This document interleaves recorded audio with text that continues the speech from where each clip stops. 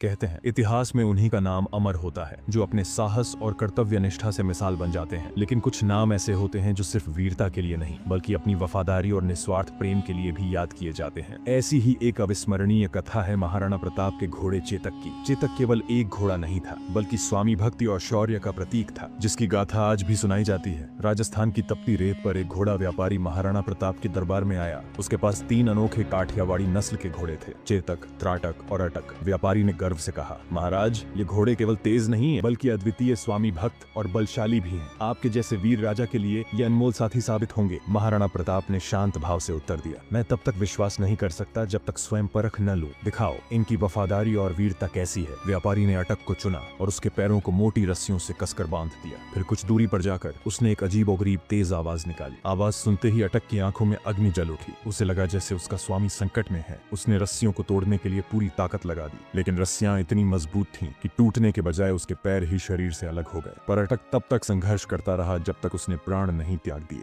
यह देख महाराणा प्रताप स्तब्ध रह गए। ऐसा अद्भुत साहस और निष्ठा उन्होंने पहले कभी नहीं देखी थी। इस घटना के बाद उन्होंने बिना विलंब किए चेतक और त्राटक को खरीद लिया। महाराणा प्रताप के छोटे भाई शक्ति सिंह भी दरबार में उपस्थित थे। वे भी इन घोड़ों की अद्वितीयता से प्रभावित हुए और एक स्वामी भक्त घोड़ा पाने की इच्छा उनके मन में जागी। महाराणा ने उनकी भावना को समझते हुए त्राटक उन्हें भेंट कर दिया और चेतक को अपने लिए रख लिया। धीरे धीरे चेतक केवल महाराणा प्रताप का घोड़ा नहीं बल्कि उनका सबसे प्रिय और विश्वसनीय साथी बन गया। किसी ने सही कहा है, अगर आप शेर के साथ रहते हैं तो आप भी शेर की तरह साहसी बन जाते हैं। चेतक भी महाराणा के साथ रहकर तेज, बलशाली और बुद्धिमान बन गया था। वह इतनी गति से दौड़ता कि दुश्मन उसे पकड़ने में असमर्थ रहते। पहाड़ों और जंगलों में चेतक इस तरह भागता मानो हवा से बात कर रहा हो। महाराणा प्रताप भी चेतक को केवल एक घोड़ा नहीं बल्कि अपने परिवार के सदस्य की तरह मानने लगे। चेतक भी अपने स्वामी के प्रति अनन्य निष्ठा और प्रेम दिखाता। धीरे धीरे समय तेजी से बीतने लगा और फिर आया हल्दी घाटी का युद्ध, जहां पर मेवाड़ की पवित्र भूमि पर इतिहास का सबसे भयंकर युद्ध लड़ा गया। एक ओर थे महाराणा प्रताप जो अपने संकल्प और स्वतंत्रता के लिए लड़ रहे थे और दूसरी ओर थी अकबर की विशाल मुगल सेना जिसका नेतृत्व राजा मानसिंह कर रहे थे। मुगलों के पास लगभग 1 लाख सैनिक थे, हाथियों की बड़ी संख्या थी और युद्ध के लिए हर तरह की आधुनिक सुविधाएं थीं। इसके मुकाबले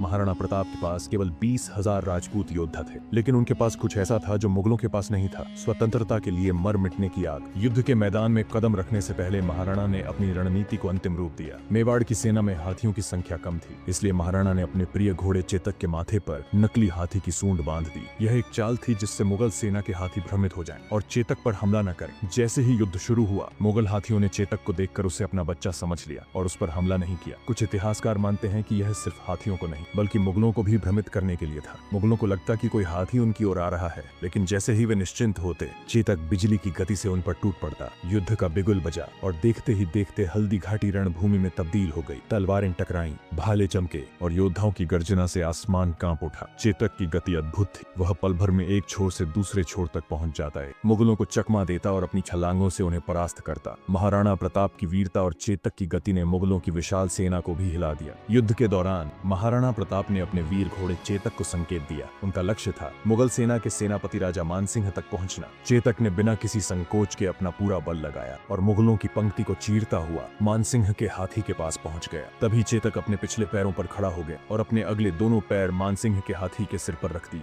महाराणा ने भाला उठाकर मानसिंह पर वार किया, लेकिन वह हाथी के हौदे में छिपकर बच निकला। हालांकि उसका महावत मारा गया। जैसे ही चेतक अपने अगले कदम के लिए तैयार हुआ, मुगल सेना ने उस पर हमला बोल दिया। मानसिंह के हाथी की सूंड में बंधी तलवार ने चेतक के पैर पर गहरा घाव कर दिया। चेतक लहूलुहान हो गया, लेकिन उसने हार नहीं मानी। महाराणा प्रताप अब घिरे हुए थे और बुरी तरह घायल हो चुके थे। इसी समय उनके वीर सेनापति झालामन्ना आगे आए। वह महाराणा से काफी मिलते जुलते थे। उन्होंने तुरंत महाराणा का मुकुट और राज चिन्ह धारण कर लिया ताकि मुगलों का ध्यान उनकी ओर आकर्षित हो जाए और महाराणा रणभूमि से सुरक्षित निकल सके। झालामन्ना ने अंतिम सांस तक लड़ाई लड़ी। मुगलों को लगा कि उन्होंने महाराणा को मार गिराया, लेकिन तब तक महाराणा घायल चेतक पर सवार होकर युद्ध भूमि से निकल चुके थे। चेतक का शरीर लहूलुहान था, लेकिन उसने अपने स्वामी को सुरक्षित निकालने की ठान ली थी। चेतक अपने घायल पैर के बावजूद पूरी ताकत से दौड़ रहा था, लेकिन भाग्य ने जैसे उसकी परीक्षा लेने की ठान ली थी। सामने एक 26 फीट गहरा नाला आ गया। महाराणा को लगा कि अब बचना मुश्किल है, लेकिन चेतक ने एक क्षण की भी देरी नहीं की। उसने अपनी अंतिम शक्ति समेटी और विशाल छलांग लगाई। वह नाला पार कर गया और महाराणा को सुरक्षित दूसरी ओर पहुंचा दिया। लेकिन यह छलांग चेतक के लिए अंतिम साबित हुई। जैसे ही वह जमीन पर उतरा,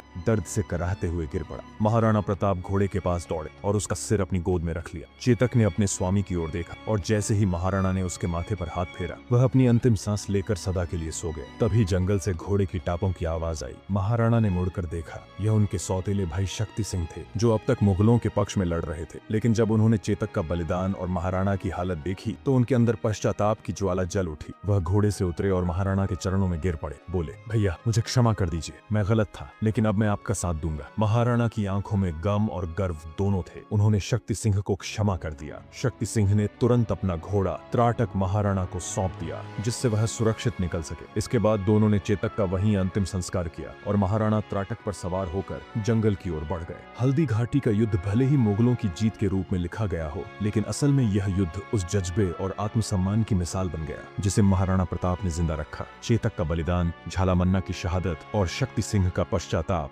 ये सब इस युद्ध को सिर्फ एक लड़ाई नहीं बल्कि अमर गाथा बना देते हैं। ऐसे महान योद्धा महाराणा प्रताप और उनके अद्वितीय घोड़े चेतक के सम्मान में कमेंट में एक बार जय महाराणा जरूर लिखें। अगर आपको यह प्रेरणादायक गाथा पसंद आई हो तो चैनल को सब्सक्राइब और वीडियो को एक लाइक करें और अपने दोस्तों के साथ शेयर करें, ताकि वीरता की यह अमर गाथा हर किसी तक पहुंचे। जल्द मिलेंगे ऐसी ही एक और गाथा के साथ। जय महाराणा।